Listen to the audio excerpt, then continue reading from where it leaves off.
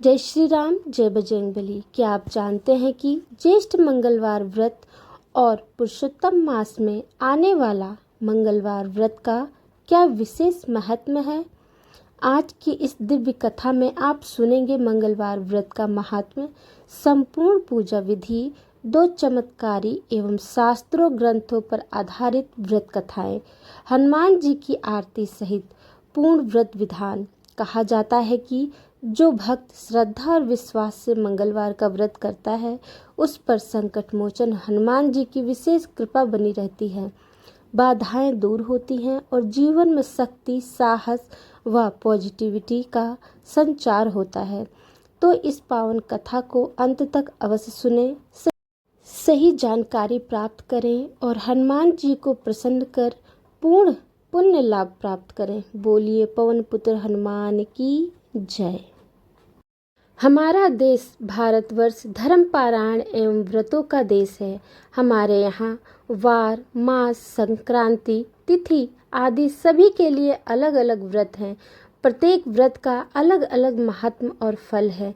व्रत न केवल अपने आराध्य देवी देवताओं को प्रसन्न करने के लिए सुख शांति की कामना, धन, पति, पुत्र प्राप्ति हेतु, बल्कि महाकष्ट, असाध्य रोगों के समूत दमन, अपने पूर्व पाप कर्मों के लिए फल स्वरूप मिलने वाले दुखों के निवारण हेतु प्रायश्चित रूप में किए जाते हैं।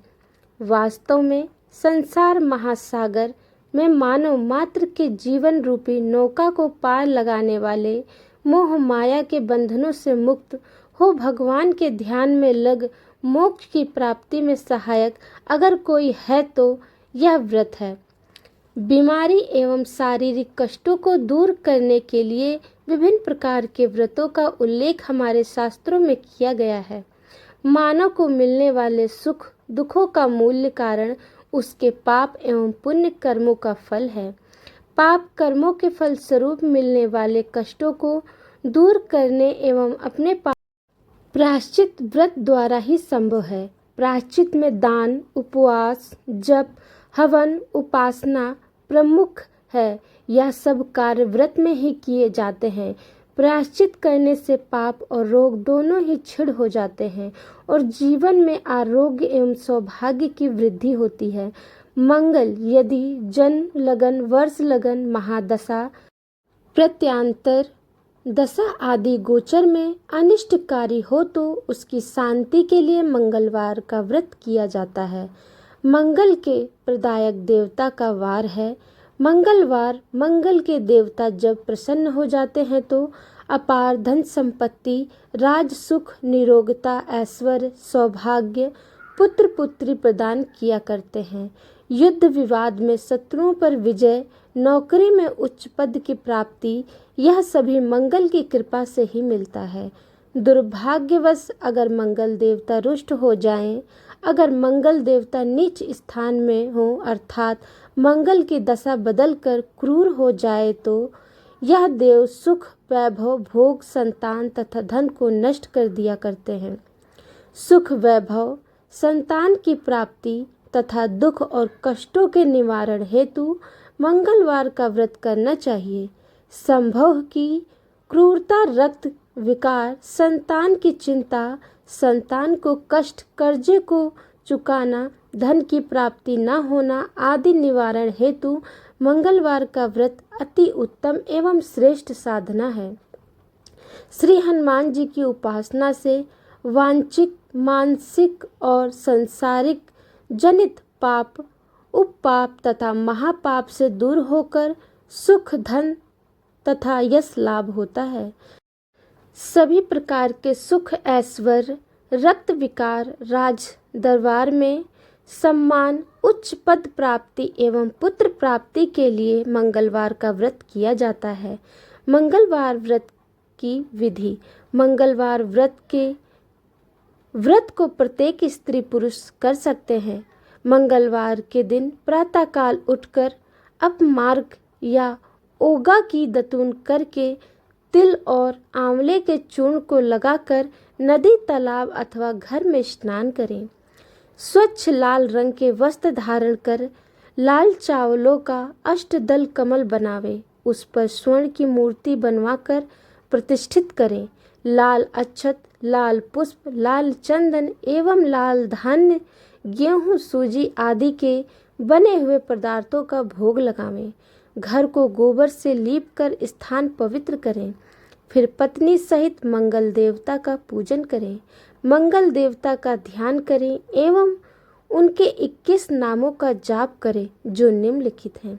मंगल देवता के 21 नाम: मंगल, भूमि पात्र, ऋणहर्ता, धन प्रदा, स्थिर आसन, महाकाय, सर्वकामना, अर्थ साधक, लोहित, लोहिताज्ञ, समागमन, कृपाकर, धर्मात्मा, कुंज, भौम, भूमिजा, भूमिनंदन, अंगारक, यम, सर्वरोगहरक, वृष्टिकर्ता, पापहर्ता, सब काम फलदाता।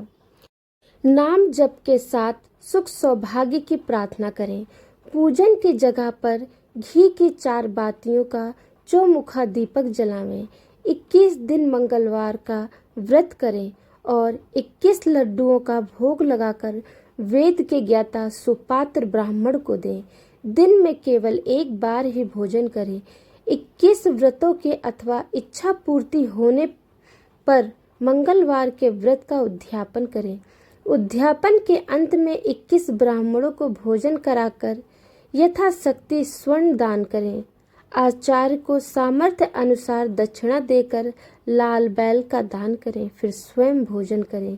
मंगलवार के दिन स्वाति नक्षत्र हो तो उस दिन प्रातः स्नान आदि से निर्वृत्त होकर मंगल यंत्र का निर्माण करें। यह मंगल देव की मूर्ति बनवावे। मंगल की मूर्ति का लाल पुष्पों से पूजन करें। लाल वस्त्र पहनावे और गुड़, घी, गेहूं के बने पदार्थों का भोग लगावें। रात्रि के समय एक बार भोजन करें। पृथ्वी पर शयन करें। इस प्रकार मंगलवार का व्रत करें और 7वें मंगलवार को मंगल की स्वर्ण की मूर्ति का निर्माण कर उसका पूजन अर्चन करें। 2 लाल वस्त्रों से आच्छादित करें। लाल चंदन, साष्टांग गंध, धूप, पुष्प, सदा चावल, दीप आदि से पूजन करें। सफेद कसर का भोग लगावें। तिल, चीनी, घी का शाकल बनाकर ओम कुंजाय नमः स्वाहा से हवन करें। हवन और पूजा के बाद ब्राह्मण को भोजन करावें और मंगल की मूर्ति ब्राह्मण को दक्षिणा में दे दे तो मंगल ग्रह जनित सभी अनिष्टों की समाप्ति हो। व्रत के प्रभाव से सुख, शांति, यश और ऐश्वर्य की वृद्धि होती है। मंगलवार की पूजा करने, व्रत करने, मंगलवार व्रत की कथा सुनने, आरती करने और प्रसाद भक्तों में बांटने से सब प्रकार की विपत्ति नष्ट होकर सुख मिलता है और जीवन पर्यंत पुत्र, पौत्र और धन आदि से युक्त होकर अंत में विष्णु लोक को जाता है और सभी प्रकार के ऋण से उऋण होकर धन लक्ष्मी की प्राप्ति होती है। स्त्री तथा कन्याओं को यह व्रत विशेष रूप से लाभप्रदा है। उनके लिए पति का अखंड सुख, संपत्ति तथा आयु की प्राप्ति होती है और वह सदा सुहागिन रहती हैं, अर्थात कभी भी विधवा नहीं होती। स्त्रियों को मंगलवार के दिन पार्वती मंगल गौरी पूजन करके मंगलवार व्रत की विधि कथा अथवा मंगला गौरी व्रत कथा सुननी चाहिए। यह कथा सर्व कल्याण को देने वाली होती है। मंगलवार व्रत कथा। व्यास जी ने कहा, एक बार नैमिषारण्य तीर्थ में 80,000 मुनि एकत्र होकर पुराणों के ज्ञाता श्री सूत जी से पूछने लगे, हे महामुनि, आपने हमें अनेक पुराणों की कथाएं सुनाई हैं।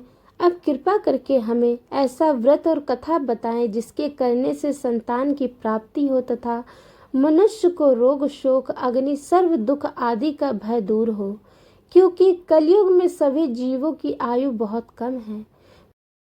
फिर इस पर उन्हें रोग, चिंता के कष्ट लगे रहेंगे तो फिर वह श्री हरि के चरणों में अपना ध्यान कैसे लगा सकेंगे। श्री सूत जी बोले, हे मुनियों, आपने लोक कल्याण के लिए बहुत ही उत्तम बात पूछी है। एक बार युधिष्ठिर ने भगवान श्री कृष्ण से लोक कल्याण के लिए यही प्रश्न किया था। भगवान श्री कृष्ण और युधिष्ठिर का संवाद तुम्हारे सामने कहता हूँ, ध्यान देकर सुनो। एक समय पांडवों की सभा में श्री कृष्ण जी बैठे हुए थे। तब युधिष्ठिर ने भगवान श्री कृष्ण से प्रश्न किया, हे प्रभु नंद नंदन गोविंद, आपने मेरे लिए अनेकों कथाएं सुनाई हैं। आज आप कृपा करके ऐसा व्रत या कथा सुनाए जिसके करने से मनुष्य को रोग चिंता का भय समाप्त हो और उसको पुत्र की प्राप्ति हो। हे प्रभु, बिना पुत्र के जीवन व्यर्थ है। पुत्र के बिना मनुष्य नरकगामी होता है। पुत्र के बिना मनुष्य पितृ ऋण से छुटकारा नहीं पा सकता और ना ही उसका पुंग नामक नरक से उद्धार हो सकता है। अतः पुत्रदायक व्रत बतलाएं। श्री कृष्ण भगवान बोले, हे राजन, मैं एक प्राचीन इतिहास सुनाता हूँ, आप उसे ध्यान पूर्वक सुनो। कुंडलपुर नामक एक नगर था। उसमें नंदा नामक एक ब्राह्मण रहता था। भगवान की कृपा से उसके पास सब कुछ था, फिर भी वह दुखी था। इसका कारण यह था कि ब्राह्मण की स्त्री सुनंदा के कोई संतान नहीं थी। सुनंदा पतिव्रता थी, भक्ति पूर्वक श्री हनुमान जी की आराधना करती थी। मंगलवार के दिन व्रत करके अंत में भोजन बनाकर हनुमान जी का भोग लगाने के बाद स्वयं भोजन करती थी। एक बार मंगलवार के दिन ब्राह्मणी गृह कार्य की अधिकता के कारण हनुमान जी को भोग न लगा सकी, तो इस पर उसे बहुत दुख हुआ। उसने कुछ भी नहीं खाया और अपने मन में प्रण किया कि अब तो अगले मंगलवार को ही हनुमान जी का भोग लगाकर अन्न जल ग्रहण करूंगी। ब्राह्मणी सुनंदा प्रतिदिन भोजन बनाती, श्रद्धा पूर्वक पति को खिलाती, परंतु स्वयं भोजन नहीं करती और मन ही मन श्री हनुमान जी की आराधना करती रहती। इसी प्रकार 6 दिन गुजर गए और ब्राह्मणी सुनंदा अपने निश्चय के अनुसार भूखे प्यासी निराहार रही। अगले मंगलवार को ब्राह्मणी सुनंदा प्रातःकाल ही बेहोश होकर गिर पड़ी। ब्राह्मणी सुनंदा की इस असीम भक्ति के प्रभाव से श्री हनुमान जी बहुत प्रसन्न हुए और प्रकट होकर बोले, सुनंदा, मैं तेरी भक्ति से बहुत प्रसन्न हूँ, तू उठ और वर मांग। सुनंदा अपने आराध्य देव की श्री हनुमान जी को देखकर आनंद की अधिकता से विहाल हो श्री हनुमान जी के चरणों में गिरकर बोली, हे प्रभु, मेरी कोई संतान नहीं है, कृपा करके मुझे संतान प्राप्ति का आशीर्वाद दे, आपकी कृपा अति कृपा होगी। श्री महावीर जी बोले, तेरी इच्छा पूरी होगी, तेरे एक कन्या पैदा होगी, उसके अष्टांग प्रतिदिन सोना दिया करेंगे। इस प्रकार कहकर श्री महावीर जी अंतर्ध्यान हो गए।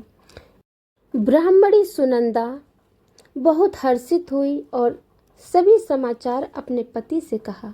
ब्राह्मण देव कन्या का वरदान सुनकर कुछ दुखी हुए, परंतु सोना मिलने की बात सुनी तो बहुत प्रसन्न हुए। विचार किया कि ऐसी कन्या के साथ मेरी निर्धनता भी समाप्त हो जाएगी। श्री हनुमान जी की कृपा से वह ब्राह्मणी गर्भवती हुई और 10वें महीने में उसे बहुत ही सुंदर पुत्री प्राप्त हुई। यह बच्ची अपने पिता के घर में ठीक उसी तरह बढ़ने लगी जिस प्रकार शुक्ल पक्ष का चंद्रमा बढ़ता था।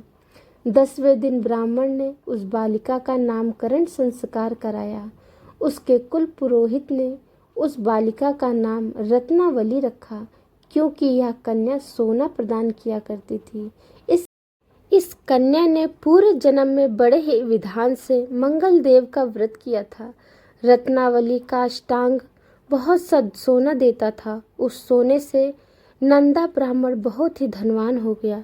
अब ब्राह्मणी भी बहुत अभिमान करने लगी। समय बीतता रहा। अब रत्नावली 10 वर्ष की हो चुकी थी। एक दिन जब नंदा ब्राह्मण प्रसन्नचित्त था, तब सुनंदा ने अपने पति से कहा, मेरी पुत्री रत्नावली विवाह के योग्य हो गई है, अतः आप कोई सुंदर तथा योग्य वर देकर इसका विवाह कर दें। यह सुन ब्राह्मण बोला, अभी तो रत्नावली बहुत छोटी है। तब ब्राह्मणी बोली, शास्त्रों की आज्ञा है कि कन्या 8वें वर्ष में गौरी, 9वें वर्ष में रोहिणी, 10वें वर्ष में कन्या, इसके बाद रजस्वला हो जाती है। गौरी के दान से पाताल लोक की प्राप्ति होती है, रोहिणी के दान से वैकुंठ लोक की प्राप्ति होती है, कन्या के दान से इंद्रलोक में सुखों की प्राप्ति होती है।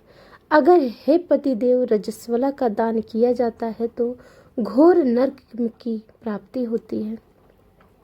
इस पर ब्राह्मण बोला, अभी तो रत्नावली मात्र 10 ही वर्ष की है और मैंने तो 16-16 साल की कन्याओं के विवाह कराए हैं, अभी जल्दी क्या है। तब ब्राह्मणी सुनंदा बोली, आपको तो लोभ अधिक हो गया है लगता है। शास्त्रों में कहा गया है कि माता पिता और बड़ा भाई रजस्वला कन्या को देखते हैं तो वह अवश्य ही नरकगामी होते हैं। तब ब्राह्मण बोला, अच्छी बात है, कल मैं अवश्य ही योग्य वर की तलाश में अपना दूत भेजूंगा। दूसरे दिन ब्राह्मण ने अपने दूतों को बुलाया और आज्ञा दी कि जैसे सुंदर मेरी कन्या है वैसी ही सुंदर वर उसके लिए तलाश करो। दूत अपने स्वामी की आज्ञा पाकर निकल पड़ा। पंपई नगर में उसने एक सुंदर लड़के को देखा। यह बालक एक ब्राह्मण परिवार का बहुत गुणवान पुत्र था। इसका नाम सोमेश्वर था। दूत ने इस सुंदर व गुणवान ब्राह्मण पुत्र के बारे में अपने स्वामी को पूर्ण विवरण दिया। ब्राह्मण नंदा को भी सोमेश्वर अच्छा लगा और फिर शुभ मुहूर्त में विधि पूर्वक कन्यादान करके ब्राह्मण ब्राह्मणी संतुष्ट हुए। परंतु ब्राह्मण के मन में तो लोभ समाया हुआ था। उसने कन्यादान तो कर दिया था पर वह बहुत खिन्न भी था। उसने विचार किया कि रत्नावली तो अब चली जाएगी और मुझे इससे जो सोना मिलता था वह अब नहीं मिलेगा। मेरे पास जो धन था कुछ तो इसके विवाह में खर्च हो गया और जो शेष बचा है वह भी कुछ दिनों के पश्चात समाप्त हो जाएगा। मैंने तो इसका विवाह करके बहुत बड़ी भूल कर दी। अब कोई ऐसा उपाय हो कि रत्नावली मेरे घर में ही बनी रहे, अपनी ससुराल ना जाए। लोभ रूपी राक्षस ब्राह्मण के मस्तिष्क पर छाता जा रहा था। रात भर अपनी सैया पर बेचैनी से करवटें बदलते बदलते उसने एक बहुत ही क्रूर निर्णय लिया। उसने विचार किया कि जब रत्नावली को लेकर उसका पति सोमेश्वर अपने घर के लिए जाएगा तो वह मार्ग में छिपकर सोमेश्वर का वध कर देगा और अपनी लड़की को अपने घर ले जाएगा, जिससे नियमित रूप से उसे सोना भी मिलता रहेगा और समाज का कोई मनुष्य उसे दोषी भी नहीं दे सकेगा। प्रातः काल हुआ तो नंदा और सुनंदा ने अपने जमाई तथा लड़की को बहुत सारा धन देकर विदा किया। सोमेश्वर अपनी पत्नी रत्नावली को लेकर ससुराल से अपने घर की तरफ चल दिया। ब्राह्मण नंदा महालोभ के वशीभूत हो अपनी मति खो चुका था। पाप पुण्य को उसे विचार न रहा। अपने भयानक व क्रूर निर्णय को कार्य रूप देने के लिए उसने अपने दूत को मार्ग में अपने जमाई का वध करने के लिए भेज दिया था, ताकि रत्नावली से प्राप्त होने वाला सोना उसे हमेशा मिलता रहे और वो कभी निर्धन ना हो। ब्राह्मण के दूत ने अपने स्वामी की आज्ञा का पालन करते हुए उसके जमाई सोमेश्वर का मार्ग में ही वध कर दिया। समाचार प्राप्त कर ब्राह्मण नंदा मार्ग में पहुंचा और रुदन करती अपनी पुत्री रत्नावली से बोला, हे पुत्री, मार्ग में लुटेरों ने तेरे पति का वध कर दिया। भगवान की इच्छा के आगे किसी का कोई वश नहीं चलता। अब तू घर चल, वहां पर ही रहकर शेष जीवन व्यतीत करना। जो भाग्य में लिखा है वही होगा। अपने पति की अकाल मृत्यु से रत्नावली बहुत दुखी हुई। करुण कंदरा व रुदन करते हुए अपने पिता से बोली, हे पिताजी, इस संसार में जिस स्त्री का पति नहीं है उसका जीवन व्यर्थ है। मैं अपने पति के साथ ही अपने शरीर को जला दूंगी और सती होकर अपने इस जन्म को, माता पिता के नाम को तथा सास ससुर के यश को सार्थक करूंगी। ब्राह्मण नंदा अपनी पुत्री रत्नावली के ऐसे वचन को सुनकर बहुत दुखी हुआ। विचार करने लगा, मैंने व्यर्थ ही जमाई वध का पाप अपने सिर लिया। रत्नावली तो उसके पीछे अपने प्राण तक देने को तैयार है। मेरा तो दोनों तरफ से मरण हो गया। धन तो अब मिलेगा नहीं। जमाई वध के पाप के फलस्वरूप यम यातना भी भुगतनी पड़ेगी। यह सोचकर वह बहुत खिन्न हुआ। सोमेश्वर की चिता बनाई गई। रत्नावली सती होने की इच्छा से अपने पति का सिर अपनी गोद में रखकर चिता में बैठ गई। जैसे ही सोमेश्वर की चिता को अग्नि लगाई गई, वैसे ही प्रसन्न हो मंगल देव वहां प्रकट हुए और बोले, हे रत्नावली, मैं तेरे पति भक्ति से बहुत प्रसन्न हूँ, तू वर मांग। रत्नावली ने अपने पति का जीवन दान मांगा। तब मंगल देव बोले, रत्नावली, तेरा पति अजर अमर है, यह महाविद्वान भी होगा, और इसके अतिरिक्त तेरी जो इच्छा हो वर मांग। तब रत्नावली बोली, हे ग्रहों के स्वामी, यदि आप मुझ पर प्रसन्न हैं तो मुझे यह वरदान दीजिए कि जो भी मनुष्य मंगलवार के दिन प्रातः काल लाल पुष्प लाल चंदन से पूजा करके आपका स्मरण करे, उसको रोग व्याधि ना हो, स्वजनों का कभी वियोग ना हो, सर्प अग्नि तथा शत्रुओं का भय न रहे। जो स्त्री मंगलवार का व्रत करे वह कभी विधवा न हो। मंगल देव तथास्तु कहकर अंतर ध्यान हो गए। सोमेश्वर मंगल देव की कृपा से जीवित हो उठा।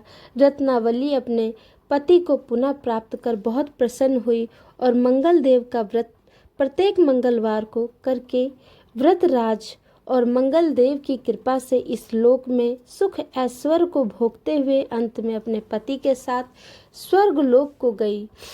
इति श्री मंगलवार व्रत कथा प्रथम पूर्ण। मंगलवार व्रत कथा दूसरी। मंगलवार व्रत की कथा इस प्रकार से है। श्रीनगर में केशव दत्त ब्राह्मण अपनी पत्नी अंजलि के साथ रहता था। केशव दत्त के घर में धन संपत्ति की कोई कमी नहीं थी। नगर में सभी केशव दत्त का सम्मान करते थे, लेकिन केशव दत्त संतान नहीं होने से बहुत चिंतित रहता था। दोनों पति पत्नी प्रति मंगलवार को मंदिर में जाकर हनुमान जी की पूजा करते थे।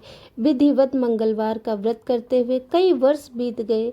ब्राह्मण बहुत निराश हो गया, लेकिन उसने व्रत करना नहीं छोड़ा। कुछ दिनों के बाद केशव दत्त हनुमान जी की पूजा करने के लिए जंगल में चला गया। उसकी पत्नी अंजलि घर में रहकर मंगलवार का व्रत करने लगी। दोनों पति पत्नी पुत्र प्राप्ति के लिए मंगलवार का व्रत विधि विधान से करने लगे। कुछ दिनों बाद अंजलि ने अगले मंगलवार को व्रत किया, लेकिन किसी कारणवश उस दिन अंजलि हनुमान जी को भोग नहीं लगा सकी और उस दिन वह सूर्यास्त के बाद भूखी सो गई। अगले मंगलवार को हनुमान जी को भोग लगाए बिना उसने भोजन नहीं करने का प्रण किया। 6 दिन तक अंजलि भूखी प्यासी रही। 7वें दिन मंगलवार को अंजलि ने हनुमान जी की पूजा की, लेकिन तभी भूख प्यास के कारण अंजलि बेहोश हो गई। हनुमान जी ने उसे सपने में दर्शन देते हुए कहा, उठो पुत्री, मैं तुम्हारी पूजा पाठ से बहुत प्रसन्न हूँ, तुम्हें सुंदर और सुयोग पुत्र होने का वर देता हूँ। यह कहकर हनुमान जी अंतर्ध्यान हो गए। तत्काल अंजलि ने उठकर हनुमान जी को भोग लगाया और स्वयं भोजन किया। हनुमान जी की अनुकंपा से अंजलि ने एक सुंदर शिशु को जन्म दिया। मंगलवार को जन्म लेने के कारण उस बच्चे का नाम मंगल प्रसाद रखा गया। कुछ दिनों बाद अंजलि का पति केशव दत्त भी घर लौट आया। उसने मंगल को देखा तो अंजलि से पूछा, यह सुंदर बच्चा किसका है? अंजलि ने खुश होते हुए हनुमान जी के दर्शन देने और पुत्र प्राप्ति होने का वरदान देने की सारी कथा सुना दी। लेकिन केशव दत्त को उसकी बात पर विश्वास नहीं हुआ। उसके मन में पता नहीं कैसे यह कलुषित विचार आ गया कि अंजलि ने उसके साथ विश्वासघात किया है। अपने पापों को छिपाने के लिए अंजलि झूठ बोल रही है। केशव दत्त ने उस बच्चे को मार डालने की योजना बनाई। एक दिन केशव दत्त स्नान के लिए कुएं पर गया। मंगल भी उसके साथ गया था। केशव दत्त ने मौका देखकर मंगल को कुएं में फेंक दिया और घर आकर बहाना बना दिया कि मंगल तो कुएं में मेरे पास पहुंचा ही नहीं। केशव दत्त के इतने कहने के ठीक बाद मंगल दौड़ता हुआ घर लौट आया। केशव दत्त मंगल को देखकर बुरी तरह हैरान उठा। उसी रात हनुमान जी ने केशव दत्त को सपने में दर्शन देते हुए कहा, तुम दोनों के मंगलवार व्रत के करने से प्रसन्न होकर पुत्र जन्म का वर मैंने दिया था, फिर तुम अपनी पत्नी को उल्टा क्यों समझते हो? उसी समय केशव दत्त ने अंजलि को जगाकर उससे क्षमा मांगते हुए सपने में हनुमान जी के दर्शन देने की सारी कहानी सुनाई। केशव दत्त ने अपने बेटे को हृदय से लगाया, बहुत प्यार किया। उस दिन के बाद सभी आनंद पूर्वक रहने लगे। मंगलवार का विधिवत व्रत करने से केशव दत्त और उनके सभी कष्ट दूर हो गए। इस तरह जो स्त्री पुरुष विधिवत मंगलवार का व्रत करके व्रत कथा सुनते हैं, हनुमान जी उनके सभी कष्ट दूर करके घर में धन संपत्ति का भंडार भर देते हैं। शरीर के सभी रक्त विकार के रोग भी नष्ट हो जाते हैं। बोलो श्री रामचंद्र की जय, हनुमान जी की जय। अब सुनिए हनुमान जी की आरती। आरती कीजिए हनुमान लला की, दुष्ट दलन रघुनाथ कला की। जाके बल से गिरवर कापे, रोग दोष जग निकट न झाके। आरती कीजिए हनुमान लला की। अंजनी पुत्र महाबलदाई, संतन के प्रभु सदा सहाई। देवीड़ा रघुनाथ पठाए, लंका जारि सिया सुधिलाए। आरती कीजिए हनुमान लला की। लंका सुकोट समुद्र सिखाई, जात पवन सुत बार न लाई। लंका जारि असुर संहारे, सिया राम जी के काज संवारे। आरती कीजिए हनुमान लला की। दुष्ट दलन रघुनाथ कला की। लक्ष्मण मूर्छित पड़े सकारे, लाए सजीवन प्राण उबारे। बैठी पताल तोरी जमकारे, अहि रावण की भुजा उखारे। आरती कीजिए हनुमान लला की। दुष्ट दलन रघुनाथ कला की। बाएं भुजा असुर दल मारे, दाहिने भुजा संत जन तारे। सुर नर मुनि आरती उतारे, जय जय जय हनुमान जी उचारे। आरती कीजिए हनुमान लला की। दुष्ट दलन रघुनाथ कला की। कंचन थार कपूर लो छाई, आरती करती अंजना माई। जो हनुमान जी की आरती गावे, बसी बैकुंठ परम पद पावे। आरती कीजिए हनुमान लला की। दुष्ट दलन रघुनाथ कला की। आरती संपन्न। कथा आरती महत्व विधि कैसी लगी आप मुझे कमेंट में ज़रूर बताएं। एक कमेंट और लाइक मेरे लिए बहुत महत्व रखता है। जय श्री राम। बहुत बहुत आभार। हनुमान जी की कृपा आप सभी भक्तों पर सदैव बनी रहे। जय श्री राम।